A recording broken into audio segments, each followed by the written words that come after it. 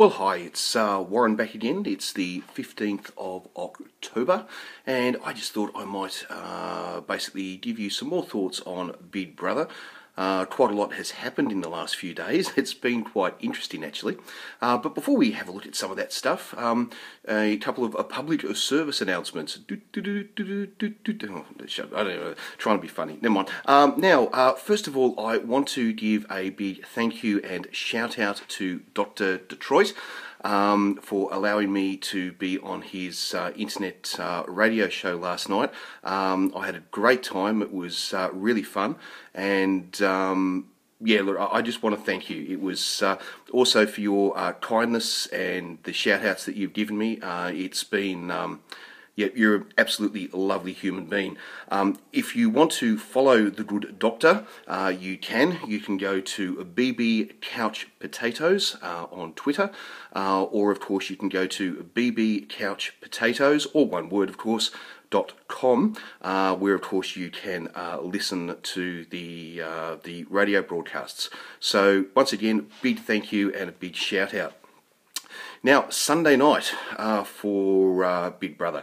Now, we mentioned in a previous video that, of course, the last Sunday show wasn't going to air because of the final of the block. Well, of course, it now seems that there will be no more Sunday Big Brother at all. It's basically gone. So we're now down to 2 live shows from the looks of things rather than 3, and of course Big Brother only on 5 days a week.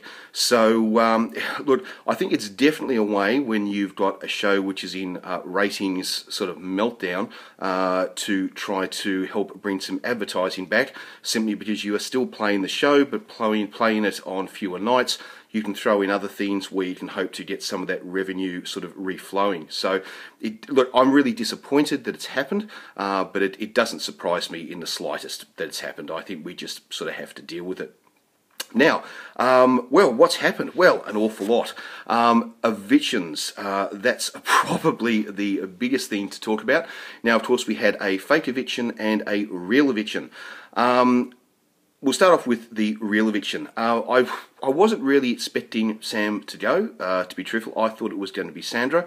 But it doesn't surprise me, actually, that Sam has gone. A lot of people have been sort of calling it, actually, on Twitter. Yeah, so, you know, they were absolutely right. Although it did seem that the two of them were actually sort of quite close in the numbers. I still think Sandra's time is quite close. I don't think... she's definitely not going to win the show. She'll be going sooner than later. So, look, it didn't surprise me at all. Now, the fake eviction. Well, this is in some ways actually more interesting than the real eviction. So the person with the highest number of votes to save obviously went into the Sanctuary, where they met last year's, I think, 8th place getter, Ben, who would sort of, I don't know, talk to them and help them discover themselves and then be able to move on to be a better person and hopefully win Big Brother. Well, okay, he came 8th. I mean, I like the guy, but how much advice can this guy really give? Yeah, and also the shtick that he plays as Ben.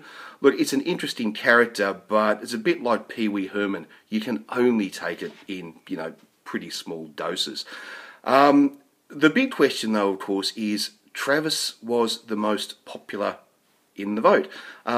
It definitely surprised a lot of Priya fans. I think they were expecting Priya to go in. I think in a way it's probably better that she hasn't. For television audiences anyway. I mean, in a sense that it's meant to now be that Ben is going to try to sort of massage Travis and make him a better person.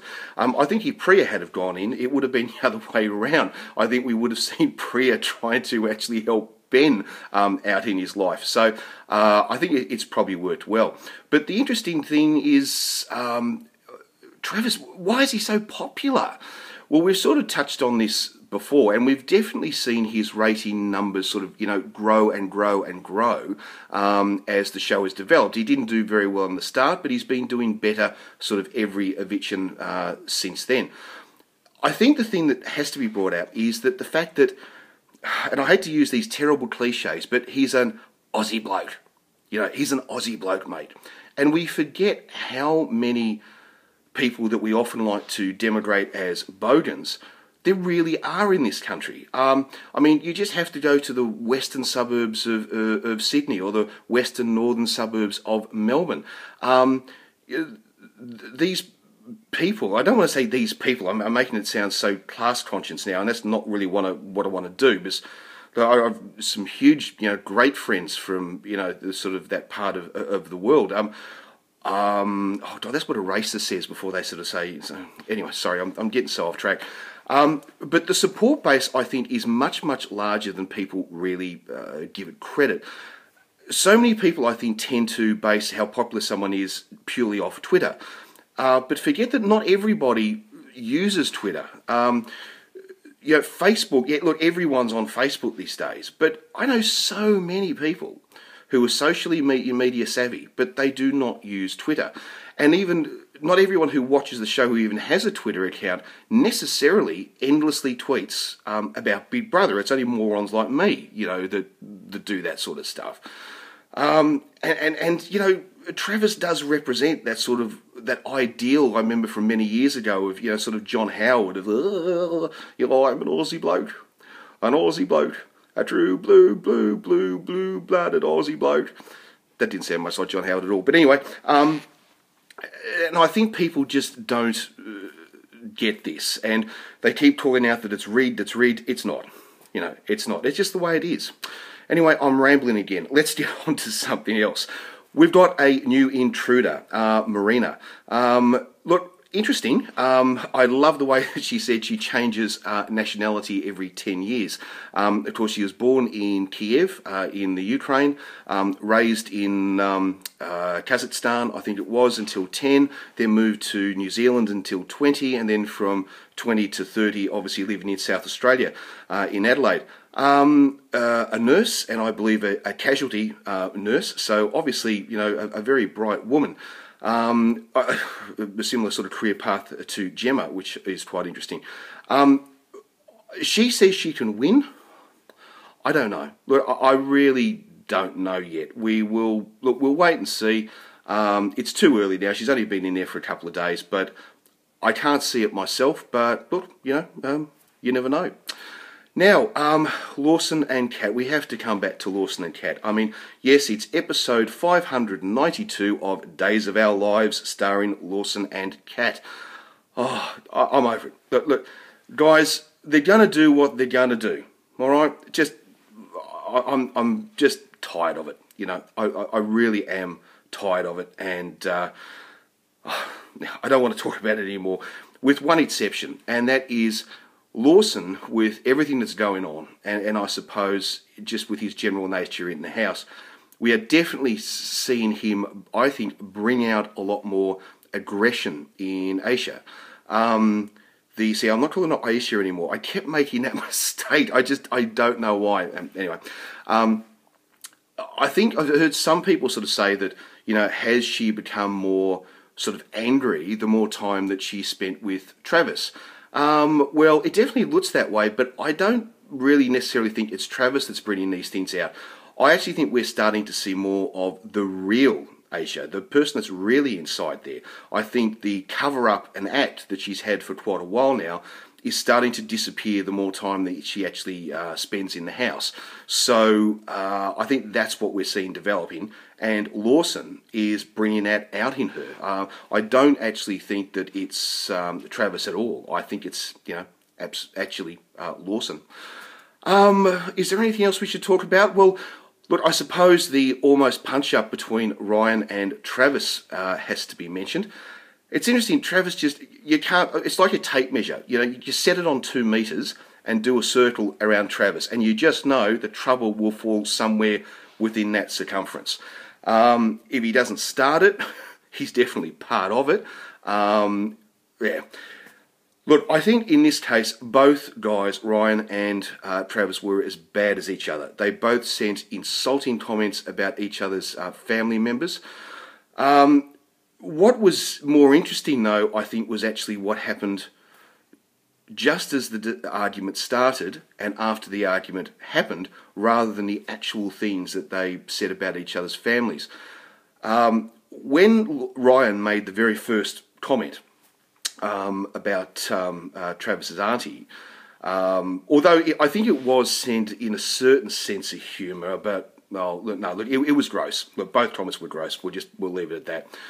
But what was interesting was that the other housemates were actually laughing, and I think I even heard a few claps. They actually thought it was sort of funny. And when it was all over, Travis was basically put aside. He ran off to Asia, and everybody was bonding around Ryan. And I think it's now got to the stage that Travis is pissing so many people off so consistently that it doesn't really matter if Ryan was right or wrong. They're still going to side with Ryan. And it's really that, it's that simple. Ryan could be 100% in the wrong. They'll still side with him over Travis because they're just over Travis. And so I think that's what we're actually seeing. Leo, Sam, who else? I don't know. Look, all the guys are actually sort of saying that they're tired of him, and so I think we are definitely starting to see that divided house where you're sort of having more of the girls on one side, the guys on the other. But Travis is definitely falling into the girls' camp rather than the guys' camp, and even though his statement that he is basically almost, I think he states his profession as a ladies' man. I suppose maybe that's to be expected, but I always thought to see him side more with the guys than with the girls. Look, I'm rambling as usual. I don't know if there's anything I've forgotten. I'm just having a look at some notes here. I don't think I have. The one last thing I was just going to bring up, and that was in regards to the vote numbers that Travis got. I saw a number of people, especially a lot of the Priya followers, and even some of the Priya sort of support accounts, saying that it was, it's got to be rigged. It has to be rigged. Well, no, just because the person you like doesn't get the top spot doesn't mean it's rigged. You just have to accept that that's life. That's just the way it is. So we've discussed some of the reasons why I think Travis got those numbers. It's a bit like an election. How many times on election morning, after the election's over, when the party that you didn't really want to win has won, and you'll find that you'll get phone calls and all the rest of it from your friends and family, and the first thing they'll start to sort of say is, I can't believe that happened, because nobody I know likes them. Well, you hit the nail on the head. Nobody likes them. We all travel in our own social circles, and the thing is that I know for a fact my social circle would have nothing to do with someone like Travis in real life. But, hey, I don't belong to the only social circle in Melbourne. There are billions, well, not billions, there's only 23 million people in the country, but you know what I mean. There's a lot of them. And I think, we forget that. And just because, his support base aren't necessarily flooding Twitter, it doesn't mean that they're not out there. All right, I rambled as usual. I hope that was a little bit informative. It was probably an absolute load of bollocks. I'm sure you will disagree with huge amounts of what I've said, but look, I hope you enjoyed. I tried my best.